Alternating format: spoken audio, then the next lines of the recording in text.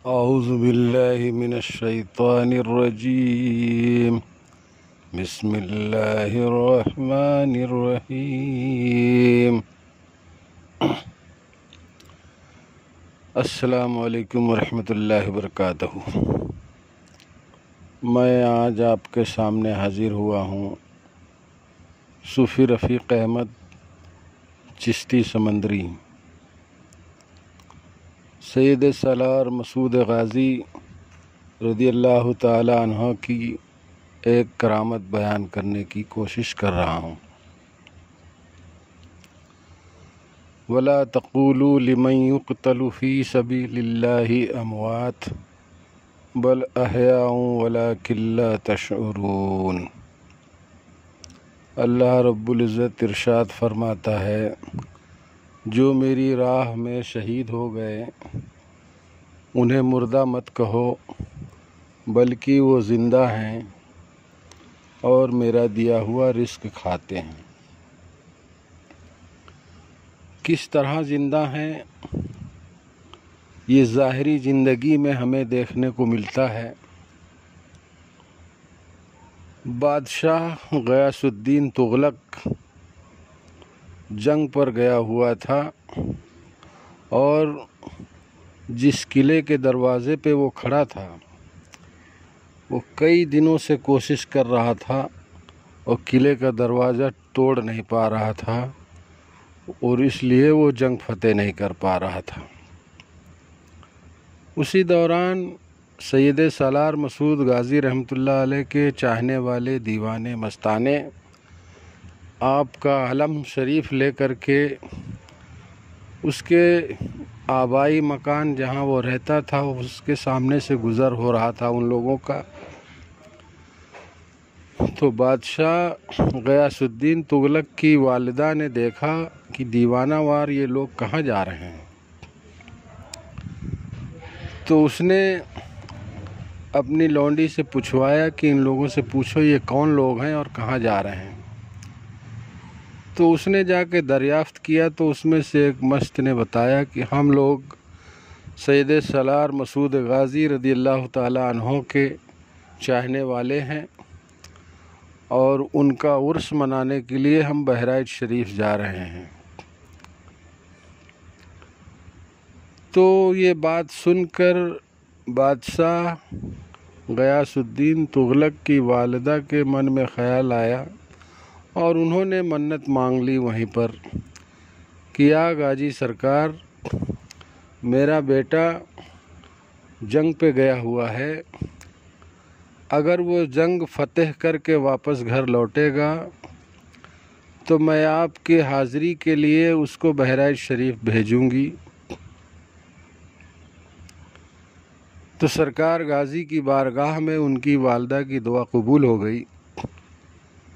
वो बादशाह जिस दरवाज़े का किले का मुहासरा करके खड़ा था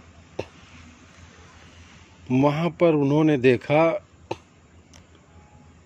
कि एक घुड़सवार आया जो नीले कलर की घोड़ी में सवार है और उसने अपने हाथों में एक बहुत बड़ा सा लकड़ी का सुतून पकड़े हुआ है और उस सुतून को ले जा कर के उन्होंने दरवाजे पर मारा तो एक ही झटके में दरवाज़ा टूट के गिर गया, दरवाज़ा खुल गया। जब दरवाज़ा टूट गया तो वो घुड़सवार वहाँ से गायब हो गया। तो बादशाह ने जो है जब दरवाज़ा खुल गया तो अंदर गया, जंग लड़ी और जंग के फ़तेह हासिल हुई। बादशाह को उसमें जब फ़तेह हासिल हुई तो जंग जीत कर बादशाह अपने घर लौटा। जब अपने घर आया तो उसकी वालिदा ने पूछा कि बेटा जंग फ़तेह हुई तो क्या वक्त था, कौन सा दिन था, क्या टाइम था। तो उन्होंने बताया कि जिस वक्त उनकी वालिदा ने मन्नत मांगी थी और जो किले का दरवाज़ा वो घुड़सवार ने तोड़ा वो एक ही वक्त था। तो उनकी वालिदा ने कहा, बेटा मैंने ये गाजी सरकार की मन्नत मानी थी, ये गाजी मियाँ का ही करम है कि तुम्हारी जंग में फ़तेह हुई है और तुम जाओ बहराइच शरीफ और गाजी सरकार की चौखट पे हाज़िरी दे के आओ। तो बादशाह वहाँ से चलता है बहराइच शरीफ हाज़िरी देने के लिए। उस वक्त की बात है जब वहाँ पर गाजी सरकार के मानने वाले बहुत मुख्तसर लोग थे और कुछ लोग जो है गुमराहियत फैलाने वाले भी थे। बादशाह ने बहराइच पहुंचकर एक लोग से पूछा कि मुझे गाजी बाबा के दरगाह पे जाना है।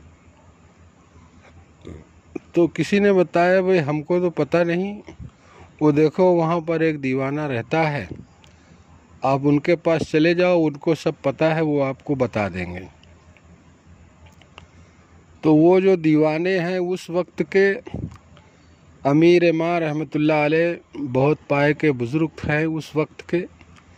आज उनकी भी मज़ार बहराइच शरीफ में बनी हुई है।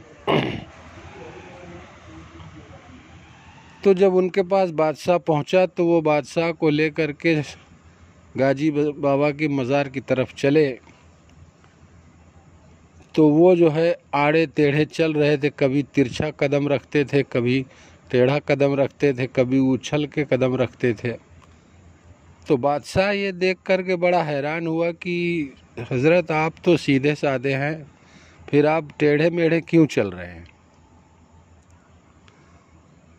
तो अमीर मां रहमतुल्लाह अलैह जो बुज़ुर्ग उस वक्त हयात में थे, उन्होंने अपने सर की पगड़ी उतार कर बादशाह के सर पर रख दी। और जब उन्होंने बादशाह के सर पे वो पगड़ी रख दी तो बादशाह देखता क्या है कि ज़मीन के हर ज़र्रे में कहीं पर शहीद का खून पड़ा हुआ है, कहीं पर किसी शहीद की गर्दन पड़ी है, कहीं पर किसी शहीद की लाश पड़ी है। यानी ये सारी चीज़ें उस बुज़ुर्ग की पगड़ी सर में आते ही बादशाह को नज़र आने लगी। जब नज़र आने लगी तो बादशाह चौंक गया। कहा हुजूर मैं कदम कहाँ रखूं।